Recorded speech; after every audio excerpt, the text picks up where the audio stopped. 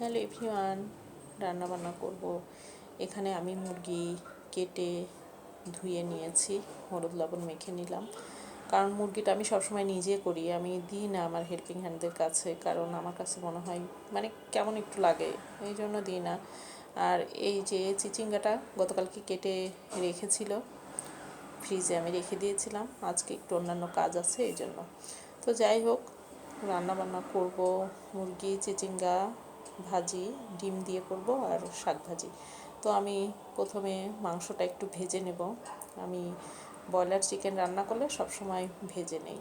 তো যাই হোক, এখানে ভেজে নিয়ে পাশের চুলায় শিফট করে দিলাম। এখানে মুরগি ভাজাও আমার হয়ে গিয়েছে।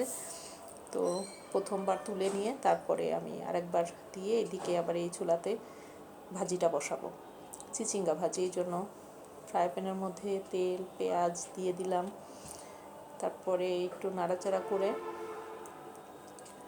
এরপরে 2টা কাঁচামরিচ, একটু হলুদ আর একটু লবণ, ব্যাস। তারপরে একটু ভেজে নিয়ে এরপরে আমি চিচিঙ্গাগুলো অ্যাড করে দিয়ে তারপরে একটু ভালো মতো নেড়ে চেড়ে দিলাম, ঢাকনা দিয়ে ঢেকে দিয়েছিলাম। এই পর্যায়ে সিদ্ধ হয়ে আসছে।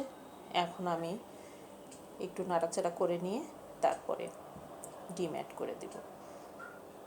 তো ডিমটাও অ্যাড করে দিলাম। এভাবে করলে একটু ভালো মজা হয় অনেক খেতে। কিন্তু অনেক সময় বিভিন্ন হসপিটালে বা হোটেলে রেস্টুরেন্টে দেয়, কিন্তু আমার কাছে আজকে বাসায় বেশি মজা লাগলো। তো যাই হোক, হয়ে গিয়েছে। এদিকে আবার আমি মাংস বসাবো, এই জন্য কড়াই দিয়ে দিলাম, একটু বড় সাইজের কড়াই নিলাম। আর এখানে তেজপাতা, লবঙ্গ, ছোটো এলাচ, দারুচিনি। তো আমি প্রথমে পেঁয়াজটা একটু ভেজে নিব, তারপরে আমি এই মশলাগুলো অ্যাড করে দিলাম। এরপরে একটু নাড়াচাড়া করে এখানে আমি মশলাগুলো একটু মিক্সড করব। হলুদ গুঁড়া, মরিচ গুঁড়া, তারপরে একটু ধনিয়ার গুঁড়া, একটু জিরার গুঁড়া, তারপরে একটু আদা রসুন, এগুলা সব মিক্সড করে ভালো করে গুলিয়ে নিয়ে এরপরে আমি মশলার মধ্যে অ্যাড করে দিলাম। এরপরে একটু ভালো মতো কষাতে হবে, কারণ মশলা যত ভালো কষানো যায় সবসময় কিন্তু সেই তরকারির টেস্ট অনেক ভালো হয়। অনেক ভালো করে কষাতে হয় যাতে কাঁচা গন্ধ না থাকে। তো আমার কষানো শেষ, আমি এখন ভাজা মাংসগুলো অ্যাড করে দিয়ে এরপরে আবার ভালো মতো কষিয়ে নেব।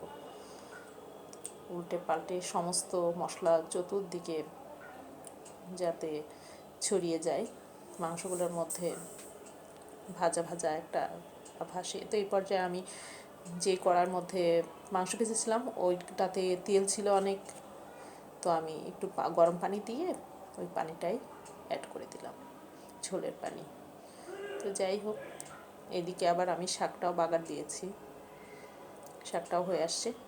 আমি ঢাকনা দিয়ে ঢেকে দিয়েছিলাম, একটু নাড়াচাড়া করে এখন আমি চুলার জালটা বন্ধ করে দিব। ভাজিটা কিন্তু আমার রেডি। আর এদিকে মাংসও কিন্তু হয়ে আসছে। তো আমি এই পর্যায়ে কয়েকটা কাঁচামরিচ অ্যাড করে দিলাম, তারপরে একটু নাড়াচাড়া করে এরপরে আমি এতে একটু ভাজা জিরার গুঁড়া আর একটু গরম মশলার গুঁড়া অ্যাড করে দিলাম, দিয়ে আবার একটু নাড়াচাড়া করে নামিয়ে নিলাম। তো আজকে পর্যন্তই। সবাই ভালো থাকেন, stay fine, be happy and stay জানাতুল জীবন লাইফস্টাইল। বাই।